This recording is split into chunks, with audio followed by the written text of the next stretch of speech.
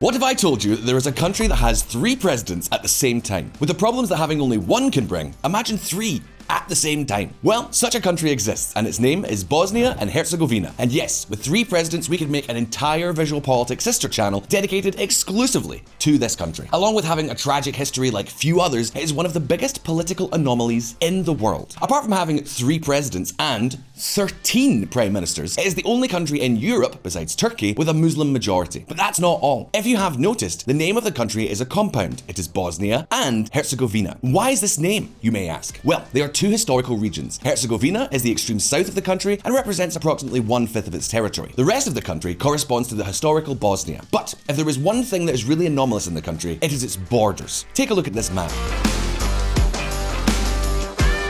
Literally, we could say that Bosnia's borders are designed to be landlocked. In fact, as we will see below, it seems that its neighbours are conspiring to make Bosnia landlocked. What little they have is about to be rendered useless.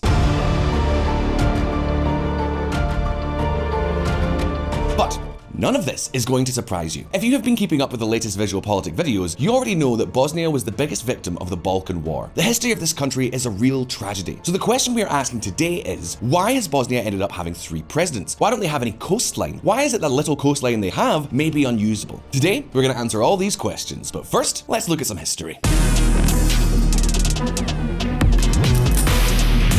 21 days in Dayton.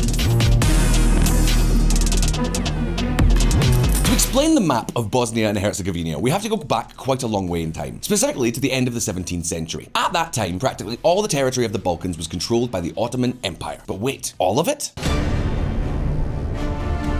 No. Dubrovnik, that beautiful city in today's Croatia, was independent. It was known then as the Republic of Ragusa. The Republic of Venice, which wanted to expand beyond its canals and control the Adriatic Sea, was also active in this area. To this end, the Venetians were constantly conquering territories along the Dalmatian coast, which also belongs to Croatia today. In fact, they had already reached the borders of the Republic of Ragusa, so what do you think the rulers of Dubrovnik did 300 years ago? Well, nothing less than to create a land buffer in the middle. They basically handed over that coastal strip of 20 kilometers in which the city of Num is located to the Ottoman Empire. And so, they were protected against a possible land invasion by the Venetians. As it happens, the deal did not turn out badly for Ragusa since it avoided the Venetian threat and held onto its independence until the time of Napoleon. And this was the strategy that allowed Bosnia and Herzegovina to obtain its only access to the sea. However, to explain the other aspects that make Bosnia such an unusual country, we don't have to go that far back. We need only go back to the 1990s. 30 years ago, the former Yugoslavia was crumbling, and the republics that comprised it began to proclaim their independence. In 1992, it was Bosnia and Herzegovina's turn. The worst ethnic conflict of the entire Yugoslav war broke out at that time. In Bosnia and Herzegovina, 3 sides fought against each other. The Bosniaks of Muslim religion were struggling to survive. The others, encouraged by Serbia and Croatia, wanted to divide Bosnia. There were the Catholic Bosnian Croats and the Orthodox Christian Bosnian Serbs. The latter were winning the war. The Bosnian Serbs dominated more than half of the country and became independent, proclaiming the Republika Srpska. However, the union of Bosniaks and Bosnian Croats against the Bosnian Serbs changed the course of the war.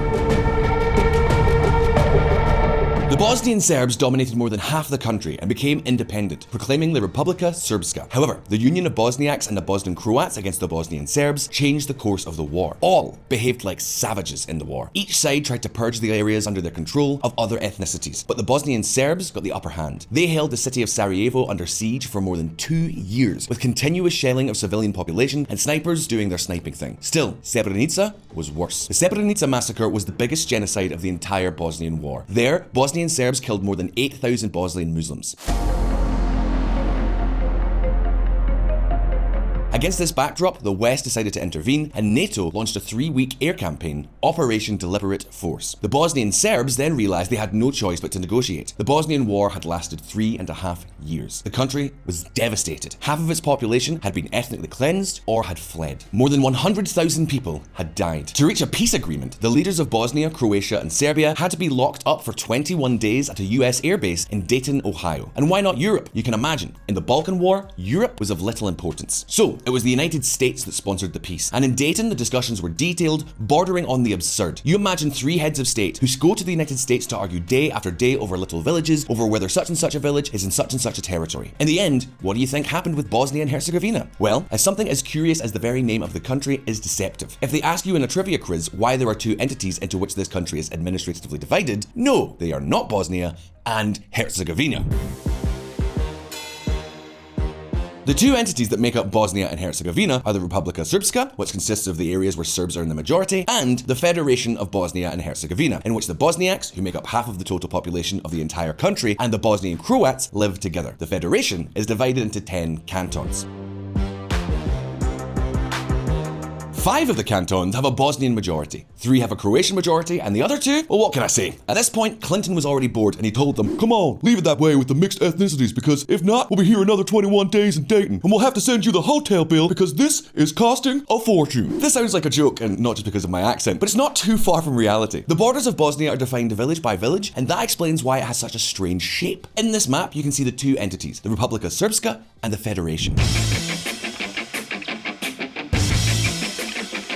This one shows the 10 cantons.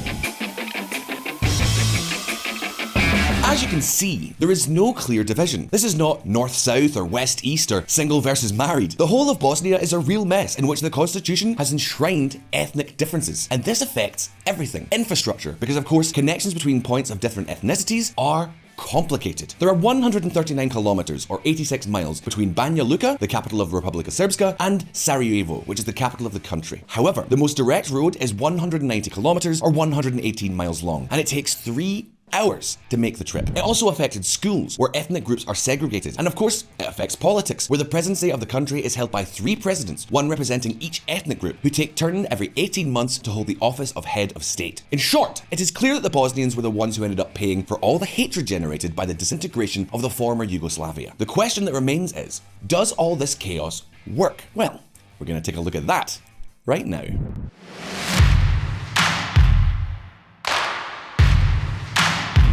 3 ethnicities, 2 entities, and 1 secession. Have you ever thought that your country has too many politicians? Well, look at the case of Bosnia. 4 million people lived in Bosnia before the war. Today, there are barely 3 million. Some people think that with such a small population, this country would be better off with a mayor. However, Bosnia has 3 presidents, 1 prime minister, 12 other regional prime ministers, and 14 parliaments with about 700 parliamentarians. And don't think that we are talking about a kind of decentralization in the style of Switzerland. Not at all, but in a political bureaucratic model much more similar to what is usual in the Mediterranean. All this in one of the poorest countries in Europe, where public services leave a lot to be desired, and where politicians basically argue about the same things that already led them to a war. Against this backdrop, young people immigrate as soon as they have the opportunity, and the population continues to age. The system set up in Dayton has only been useful for Bosnia's nationalist politicians, who put the benefit of their own above the common good. It is in this toxic environment that Putin is trying to destabilize the Balkans. As we told you in a previous video, for months the Bosnian Serbs have been feeling supported by Russia in their secessionist challenge. In December, the Republika Srpska parliament voted to begin its disengagement from the Bosnian armed forces, judiciary, and tax system. It was a statement of intent. It prompted the United States and the United Kingdom to sanction Milorad Dodik, the Serbian representative of the presidency, who suggested that the Bosnian Serbs would ask their Russian friends for help if NATO intervened in Bosnia. It is not the first time that Dodik has threatened the secession of Republika Srpska, but as you can understand, the whole thing blowing up is much more credible after the invasion of Ukraine. For the time being, they will have to wait.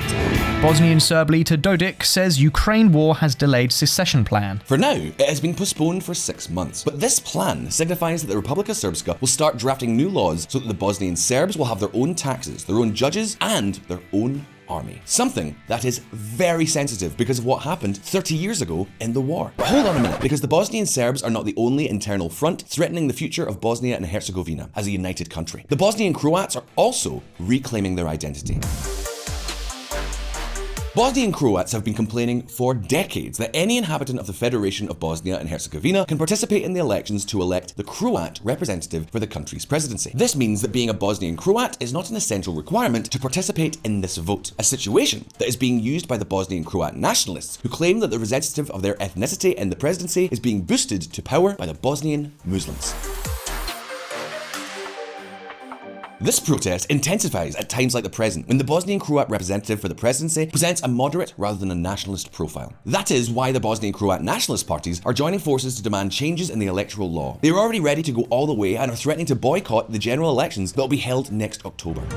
Bosnian Croats say it may push for own region unless election law changes. So as you can see, Bosnia and Herzegovina are currently going through a critical moment in which its politicians are betting on accentuating ethnic differences. Of course, both Serbia and Croatia are fueling these differences. In other words, the stability of Bosnia and Herzegovina is still in question. But wait 1 minute, because that's not all. Remember this little strip of coastline? Well, check this out. A bridge leading away from Europe.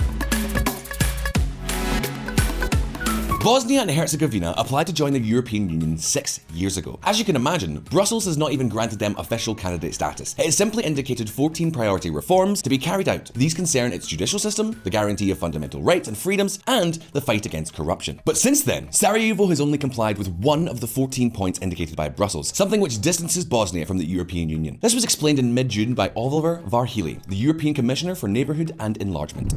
So at this stage, I don't think we can talk about any negotiating framework. Bosnia and Herzegovina has to fulfill 14 priorities that have been laid out in our opinion and which was confirmed by the European Council at that time. We're still waiting the country to deliver on that. Meetings with European institutions are ongoing, but internal tensions make it very difficult for Bosnia and Herzegovina to develop the reforms demanded by Brussels. So enthusiasm for the European Union has turned to disappointment. Bosnia has just been overtaken by Ukraine and Moldova, which have suddenly received the status of official candidates for joining the European Union, a condition that Sarajevo has been trying to achieve for years. A blow that comes with another piece of news that has far greater significance than it might indicate at first glance. Bypassing Bosnia, the massive bridge set to transform Balkan travel. The foundation works for the so-called Plesiak Bridge started in 2007, but the whole project slowed down as soon as the Great Recession began. It was certainly not the best time to build a bridge. The project ran out of money and was cancelled in 2012. However, Croatia never gave up on finding the best strategy to bypass the Neum corridor. Take a look at this map. Currently, the road through the Neum corridor runs 9 kilometers or 5.5 miles through Bosnia and Herzegovina. Until now, this has not been a problem. Vehicles transited this road and no passport was required to cross the corridor if they did not unload goods or passengers in Bosnia and Herzegovinian territory, and they continued heading towards Croatian territory. But all this is to change from 2024, when Croatia is due to get something its tourism industry has been longing for: entry into the Schengen area. One requirement for the Schengen membership is that travellers and their vehicles are checked both entering and leaving Schengen territories. In this regard, Croatia ruled out installing a checkpoint in the Neum corridor, as it would worsen the traffic jams that already occur during the summer months. For this reason, Croatia decided to resume the project of building the Plesiak Bridge. In addition, the pandemic has already forced the Croatians to bow to the restrictions imposed by Bosnia on transit through the Neum corridor. One more reason to push ahead with the Plesiak Bridge, which is nearing completion with the help of 2 major partners.